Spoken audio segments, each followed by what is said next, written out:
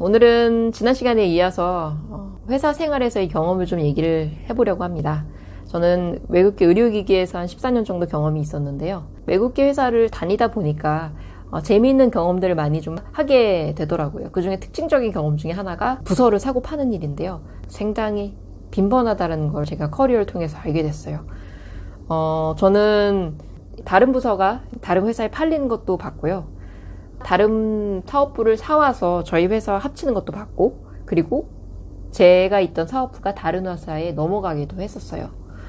한 번은 또 우스갯소리지만 그런 일도 있었거든요. 어떤 다른 부서 분이셨는데 이분이 이제 경쟁사로 옮긴 거예요. 그런데 원래 있었던 회사에서 그 경쟁사를 다시 사오는 바람에, 회사 자체를 사긴 바람에 이분이 자연스럽게 재입사를 하게 되는 거예요. 그래서 그런 경험도 있을 만큼 의료기기에서 이제 외국계 회사들은 사업부를 사고 파는 것이 굉장히 빈번합니다. 몇 차례의 M&A를 보면서 제가 느낀 몇 가지가 있는데요.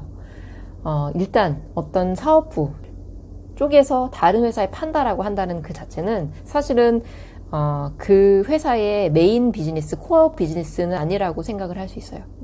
이 사업부가 규모가 굉장히 큰 캐시카우야. 매출이 굉장히 커요. 내지는 진짜 규모는 좀 작긴 하지만 우리의 이제 핵심 역량과 연결되는 사업부라서 앞으로 키워나가서 비즈니스가 발전할 확률이 높다라고 한다면, 그러면 구태여 회사 안에서 키우지 그걸 다른 회사에 팔지 않거든요.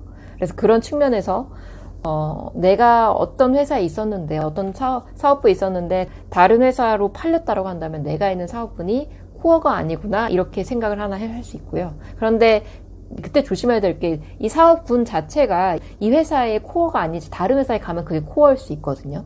그러니까 내가 안정적으로 회사 생활을 하고 싶다라고 한다면, 나는 어디 회사 이렇게 옮기는 거 싫고 그냥 한 회사에서 오래 있다라고 한다면, 내가 있는 비즈니스가 이 회사의 코어인가? 핵심 역량과 연결되는 사업부에 있나? 이걸 생각해보는 것도 좋은 방법 중에 하나라고 생각을 합니다.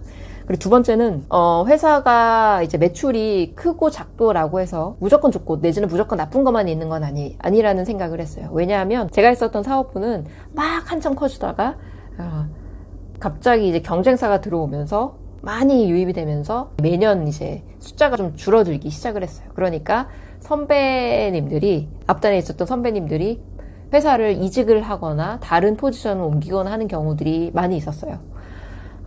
그러는 바람에 다른 사업부에 있는 제 동기들보다는 저에게 마케팅의 기회가 조금 빨리 왔었거든요.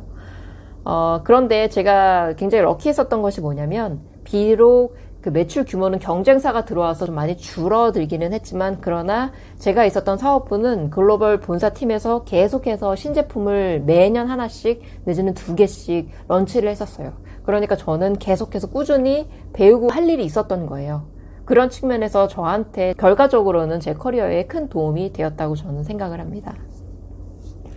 그리고 의료기기 회사에서의 영어가 정말로 잘해야 되냐라고 물어보시는 분들이 많이 계시는데, 제가 본인이 이제 세일즈를 하게 되면 학회에 나가게 되죠. 이제 코로나도 풀리고 해외 학회도 점점 참여하는 빈도가 늘어나고 있는데요.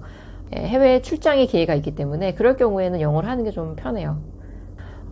그리고 하나의 측면에서도 더 생각을 해보면, 아무래도 외국계 회사라다 보니까 영어에 익숙한 분들이 회사에 많이 계시긴 해요. 어떤 분들은 정말 네이티브 수준으로, 원어민 수준으로 영어를 잘하는 분들 계시고요. 근데 그런 분들을 보면 거의 회의를 정말 영어로 많이 하세요.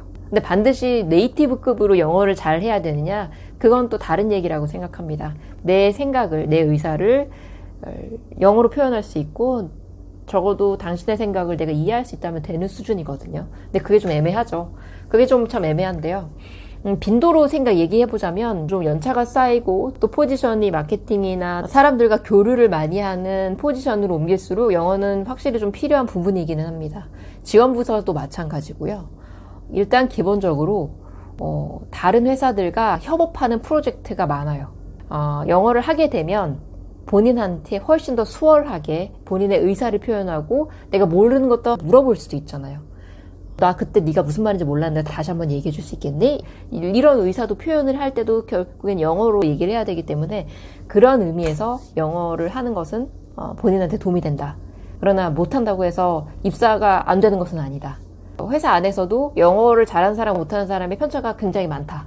그러나 기본적으로 의사소통을 할 수 있고 자신감과도 연결되는 부분이 있는 것 같거든요. 내가 못하지 않고 여전히 배워갈 거다. 이런 의사를 표현하는 것도 굉장히 중요하다고 생각합니다. 면접관분들도 잘하시지만 그러나 꾸준히 영어를 배우고자 하는 갈증이 있으신 분들이거든요. 내가 좀 더 영어를 잘하고 싶다. 이런 갈증이 있는 분들이기 때문에 영어를 내가 못한다고 본인이 이제 판단하지 않고 적어도 내가 자기소개나 이런 것들은 준비할 수 있잖아요.